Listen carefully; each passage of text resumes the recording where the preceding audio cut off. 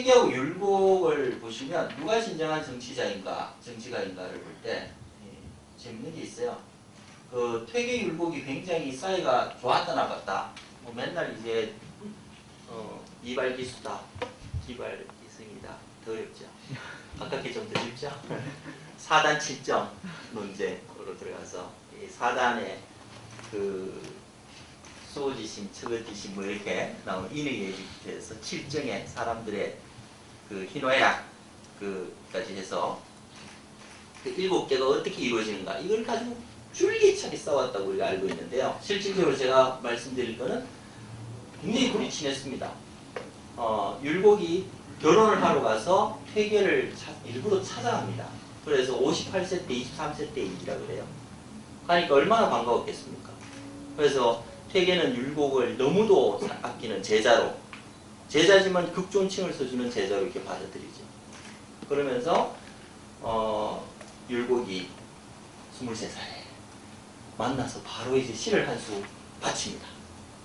그랬더니 시내는 수사로부터 갈라져 나왔고 봉우리는 무의산처럼 빼어나네. 살림이란 경정천권뿐 책은 한 1000권 있어야 되는 거예요. 물러라 숨은 것은 몇한지 마음속은 환히 개인달 미소짓 말씀은 미친 파도를 그치하네. 제가 돌을 짚고자 하오니 반나절 한가로움 훔친다고 마셨어. 눈이 와가지고 사활을 머물면서 퇴계에 대해 이야기를 듣죠. 그러면서 이제 나오는 퇴계가 이렇게 자기 왔으니 이름 높은 곳에 헛된 선비 없을 비로소 알았으니 내가 공부 못한 게 부끄럽다.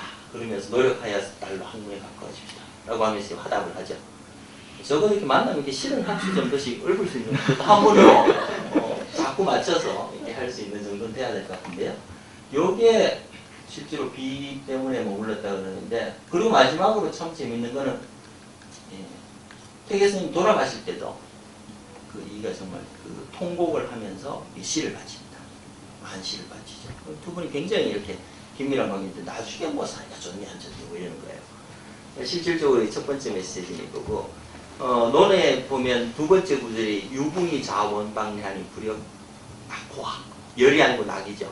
안에서부터 나옵니다. 같이 즐기는 즐거움이 있는데 우리 저 공영자 박사님 계신데 이거 얘기 저 누구세요? 한국에서 유학에 또 엄청난 유학 경영에 답하다의 저자이신 분 말씀이신데 그 유붕이 자원방이 벌시 말이야 내 친한 친구 저 멀리서 오니까 얼마나 기쁜 이게 아니고 이름이 나면 저 멀리서부터 한번 보려고 이렇게 사람들이 몰려옵니다. 쉽게 생각하면 의사가 이름이 나면요 인도네시아, 말레이시아, 몽골에서 오는 거예요. 얼마나 기쁩니까? 그 이야기거든요. 유붕이 자원방 멀리서부터 찾아. 이 두 분은 서로 그런 관계였다는 거가 첫 번째. 두 번째 학문적 관계에도 이렇게 같은 목표를 가진 동지였다는 거고요. 쭉 넘어와서 다만 이제 두 분이 이제 퇴계는 큰 그 마음에 관한 것들을 말씀 많이 하시고 율곡은 실무 그리고 실제에 관한 것들을 많이 말씀하시기 때문에 두 개가 두 분이 차이가 있다 이런 이야기를 하는데요. 이게 되게 중요해요. 요거 말씀드려요. 줄이 주기에 중요한 이건 나중에 일본에서 나눈 거고 감정이라는 것을 이미 그 다음에 성학 심학 마음에 관한 학문들을 이황이 이게 1500년대인가요? 예, 1500년대에 이미 감정 그리고 사람들의 마음이 어떻게 움직여 세상이 움직인다는 걸 이미 다 학문으로 정립하신 분들입니다. 이 말씀을 왜 드리냐? 지금까지 논의됐던 황제경영, 주공경영 그리고 아날로그하고 디지털 아트의 변화가 뭔지 아시겠습니까? 보이는 것과 보이지 않는 것의 전쟁입니다. 그동안 우리는 굉장히 텐지블하고 결정되어 있는 것을 모두라고 생각하고 살았어요. 이 말씀하셨던 고전 역학, F=ma 그죠? 이걸 가지고 다 살았는데 이제 하이젠베르그의 불확정성이 올라온 거죠. 아무것도 결정되어 있는 게 없는 겁니다. 고양이가 상자에 들어있는데 이게 죽었어요? 살았어요? 모르는 거야, 그는. 뚜껑 열어보기 전에는. 근데 왜 죽었다고 가정을 하고 살았다고 가정을 하는 거지? 그게 아날로그와 디지털의 차이입니다. 사람들은 디지털은 0일이니까 결정되어 있다고 생각하지만 그렇지 않단 말이에요. 반대란 말이죠. 무한한 확장, 무한한 네트워크. 그래서 실질적으로 모든 것을 결정해 놓는 일본의 경영하고 굉장히 플렉시블하게 대응해 주는 한국의 경영학의 차이점의 비교가 디지털 아트와 아날로그 아트에 그대로 있는 겁니다. 일본에 가가지고 아는 회장님 한 분하고 일본에 가서 주문을 하는데 그 비루가 맥주잖아요. 비루 연빙브라이 구다사이 그래요. 그 비루 한 뭐 6병? 4병 정도 주세요. 그러니까 이 아주머니가 주문을 못 받는 거예요. 4병 정도 주세요. 우리는 선원도 4병 주세요. 그래도 다 갖고 와. 4병 정도 주세요. 그러면 뭐 정도인데 이걸 자기가 어떻게 하라. 그러니까 주문을 못 받아. 우리는 선원도 4병 그래도 다 알아서 갖고 와. 안주까지 챙겨서. 그게 이제 한국하고 일본 영향의 차이점이 어느 것이 결정되지 않은 세계에서 생존력이 있을 거냐. 왜 우리가 아날로그 아트에서 디지털 아트로 넘어가느냐 라는 것들이 실제로 우리 속에는 이 태육의 이야기에서 벌써 완전히 이론들로 정립되고 있어요. 그런 것들이 지금 이어지는 것이 아닐까라고 생각하고요. 수심이라는 사실은 태계께서도 굉장히 강조한 경이라는 걸 우리 권 박사님께 경자라는 게 그냥 이렇게 손으로 쓰면은 이렇게 구자에다 여기 방자 요게 회초리라는 거야. 회초리를 이렇게 일깨우는 거지. 제대로 배웠죠, 지금? 네, 회초리를 일깨우는 계속 자기를 경이직내라 그러는데 자기를 이렇게 바르게 해주는 힘을 경이라고 이야기를 하는데 그러한 것들을 이미 이 시대에 이야기를 하면서 수신의 덕목을 이야기하거든요. 이건 물론 이입니다만 이황 선생님께서 똑같이 이야기했습니다. 자기를 제대로 세우는 것. 그리고 이제 밖으로는 안민, 백성을 편안하게 하는 것. 이런 이야기들을 우리가 선조들에게서 아주 유산으로 제대로 받은 겁니다. 그래서 이게 어렵다 안 어렵다의 문제가 아니고 이미 어떻게 보면은 김현철 교수님께서 이야기해 주셨던 왜 지금 한국이 잘 살 수 있느냐, 왜 훨씬 더 앞서 있느냐, 지금 시대에 우리의 성향과 우리의 기술과 우리의 지배구조가 가장 적합한 거예요. 근데 이게 또 그대로 갈 거냐, 어느 정도 갈지는 모르겠습니다만 한 100년, 200년 동안 아주 용성할 것 같아. 그 다음에 어떻게 변화할 수 있는 사람만 살아. 적응할 수 있는 사람만 살아가는 거예요. 이런 것들이 어떻게 지금의 아날로그 아트에서 디지털 아트, 어려우면 변화를 못한 겁니다. 디지털 아트를 보고서 저게 미술이 사실은 가장 앞서가거든요. 트렌드에서는 미술이 가장 앞서. 그 다음에 이제 음악들이 오고 하는데 디지털 아트에서 나타나는 디지털 아트의 오늘의 보신 특성을 보시면 사회의 변화들을 그대로 읽어낼 수 있습니다.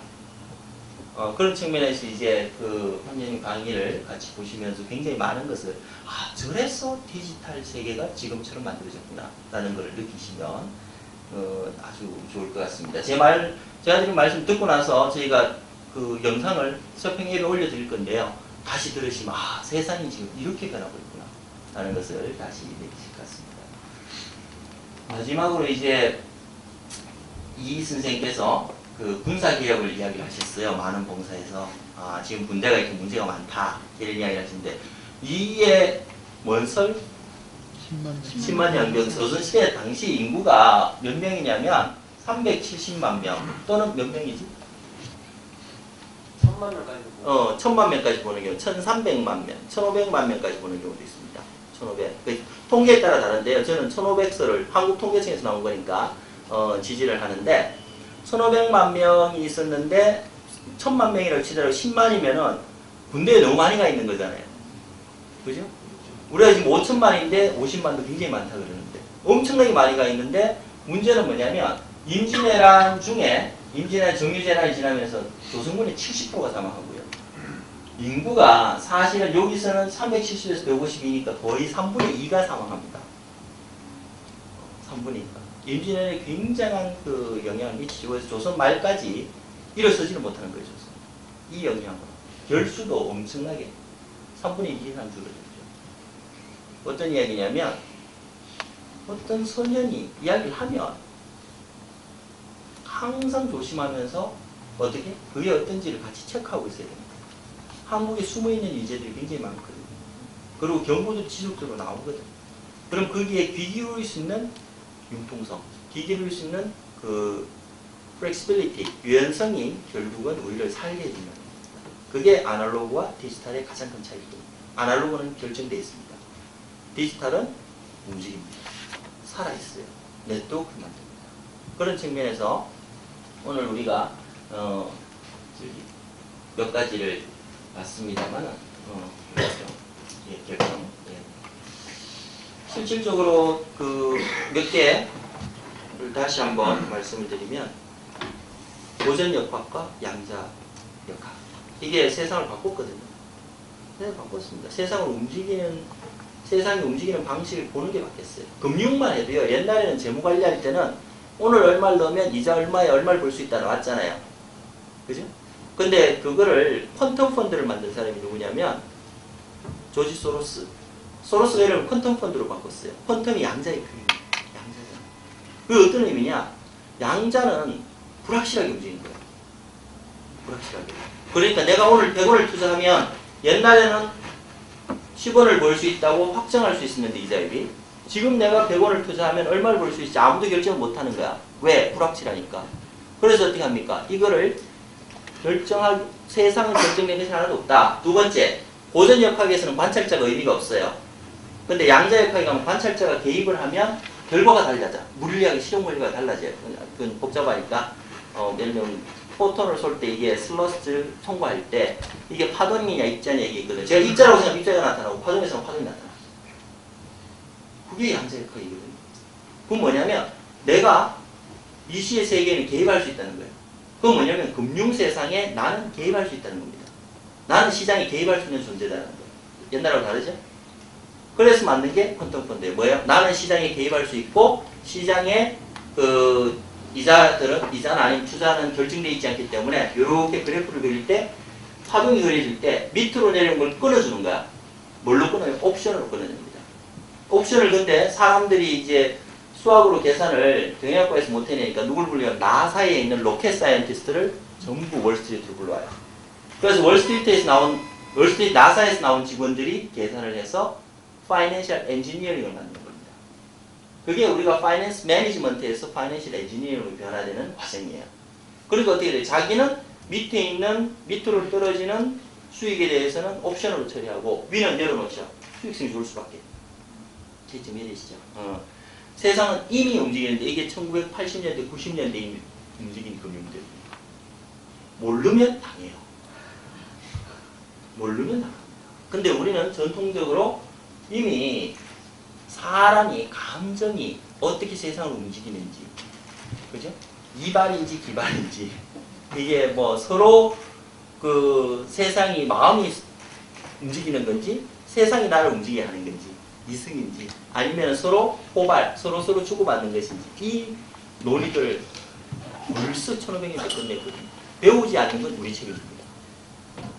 다시 전체를 정리해드리면 오늘 황제경영, 주군경영을 봤습니다. 한국이 잘하죠. 적당주의라는 게 절대 나쁜 게 아니었단 말이에요. 그죠?